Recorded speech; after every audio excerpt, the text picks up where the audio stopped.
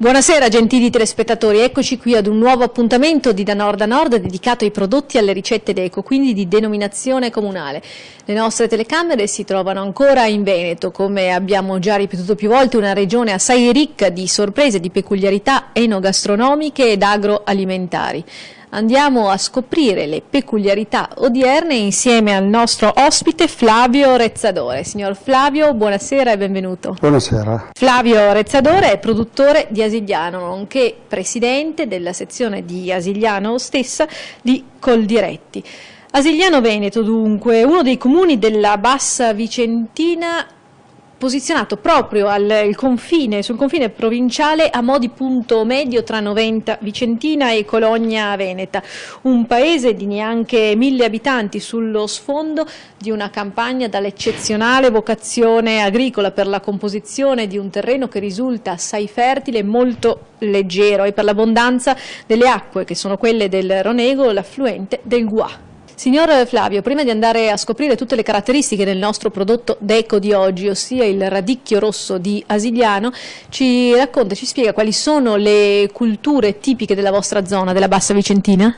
Allora, maggiormente vengono seminate tutte colture orticole, quali patata, cipolla e il radicchio, che è il prodotto migliore per l'inverno, insomma quello che serve per l'inverno.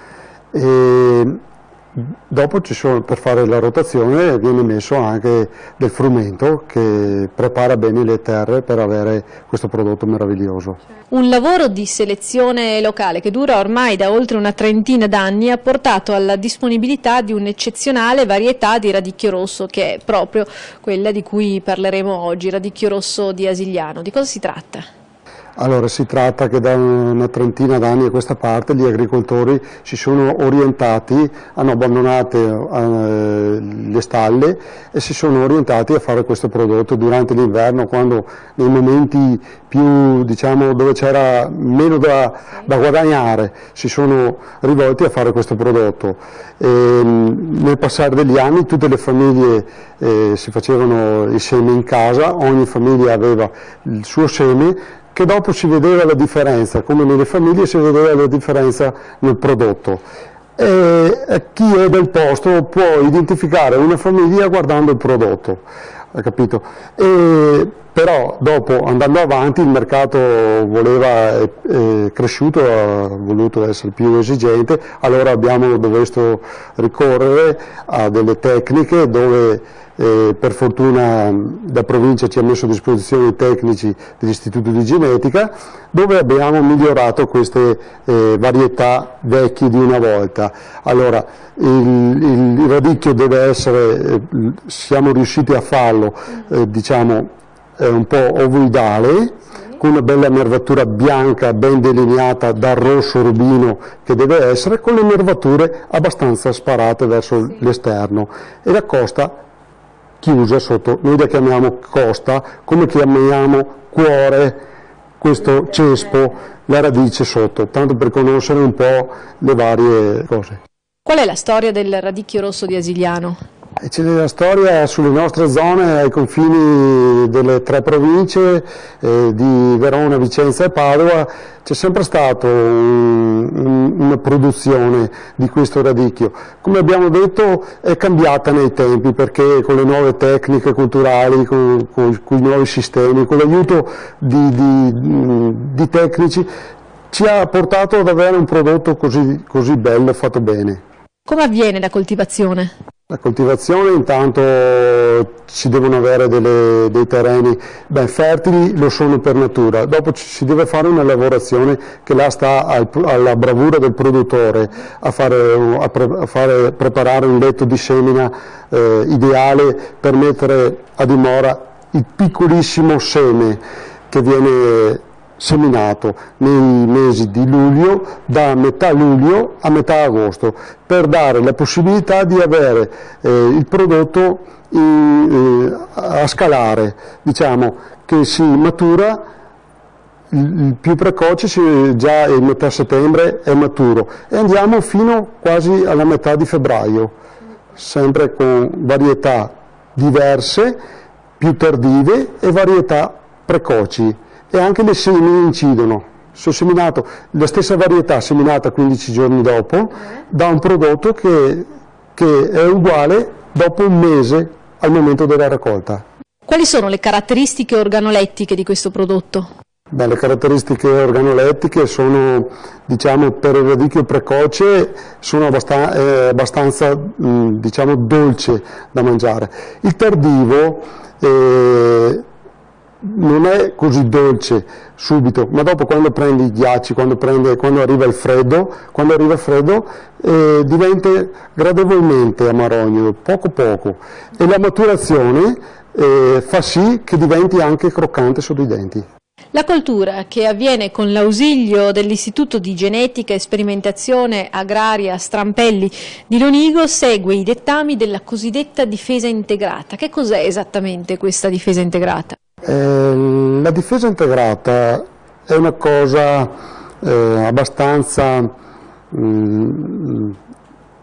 difficile, diciamo, da gestire, però con l'aiuto dei tecnici diventa facile. Praticamente si va a trattare quando ce n'è di bisogno, solamente così si fa a meno di avere dei residui e tutto quanto. C'è un prodotto che è sicuro da mangiare, senza avere problemi di nessun genere. Come promuovete questo prodotto locale? La promozione avviene da 20 anni a questa parte con la festa di radicchio, che già al mattino di quando si decide di fare questa festa cominciano ad affluire nel nostro piccolo centro una quantità notevole di persone con la marcia che serve a far conoscere attraverso i campi di appezzamenti, attraverso le culture vere e proprie del radicchio. Quella serve a portare tanta gente nel nostro paese. Dopo abbiamo anche un mercatino dove si fa un mercatino dei prodotti tipici, la gente viene, un altro tipo di gente viene per comprare, di persone per comprare i prodotti tipici del territorio, dove dicono vado là, li trovo e guardo in faccia chi li vende e chi li ha prodotti, cioè questa cosa che è sempre più nella volontà del consumatore. Ecco. E dopo a mezzogiorno c'è un pranzo a tema fatto sempre dai volontari del nostro paese, della Proloco, dove si fa un menù tutto a base di radicchio. E mi sono dimenticato di dire che già il venerdì sera si fa un convegno tecnico dove ci insegna a noi produttori come si fa a fare un prodotto migliore e a confrontarci uno con l'altro, in modo che la selezione aumenta e migliora ogni anno, sempre di più. A tal proposito, quant'è importante il rapporto diretto con chi il radicchio rosso, tutti gli altri prodotti locali li produce appunto direttamente con le sue mani? È importantissimo, perché ormai il consumatore vuol vedere proprio in faccia, chiede. Anche noi produttori dobbiamo dare delle risposte, non dobbiamo più essere i contadini di una volta dove si lavorava e basta, bisogna essere informati, bisogna saper dare delle risposte, perché oggigiorno la gente viene e può farti anche delle domande imbarazzanti che magari non sai rispondere, ma devi saperlo, insomma. Non c'è solo il produrre, c'è anche mettere diciamo, davanti tutto quello che tu hai fatto a questo prodotto. Quali sono i piatti e le ricette nelle quali questo radicchio rosso di Asigliano viene utilizzato? Il radicchio è un prodotto molto versatile, si può fare un po' di tutto.